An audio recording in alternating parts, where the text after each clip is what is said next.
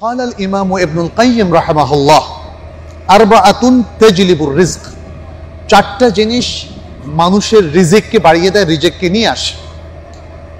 এক নম্বর হলো কিয়ামুল লাইল, রাতের সালাহ। সে যদি রাত্রে তাহাজ্জুদ সালাহ পড়ে, রাতের আরো যত সালাত আছে, এটি তার রিজিক বৃদ্ধির কারণ। দ্বিতীয় হচ্ছে ওয়াকাসরাতুল ইস্তিগফারি ফিল আসহার, সে যদি রাতের শেষ প্রহরে শেষ দিকে এসে আল্লাহর কাছে ইস্তিগফার করে, কারণ আল্লাহ সুবহানাহু ওয়া তাআলা সহিহ বুখারীর riwayate বলেছেন, বান্দা তোমরা যারা রিজিক চাও এই শেষ প্রহরে এসে আমার কাছে রিজিক চাও, ইস্তিগফার করো। ওয়া তাআহুদুস সাদাকাহ, এবং রিজিক বাড়ার আরেকটা বিষয় হচ্ছে সাদাকা দেওয়া।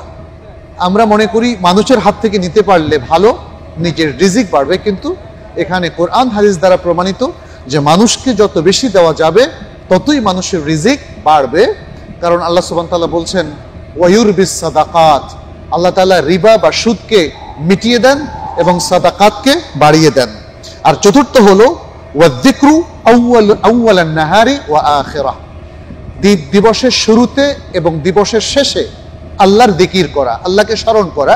আমরা জানি আযকারুস সাবাহ হচ্ছে সকালবেলার যে জিকিরগুলো আছে, এবং আযকারুল মাসা হচ্ছে সন্ধ্যাকালীন যে জিকিরগুলো আছে। তাহলে এই চারটা আমল যারা করবেন তাদের রিজিক হু হু করে বেড়ে যাবে। এটি কোরআন এবং সুন্নাহ দ্বারা প্রমাণিত।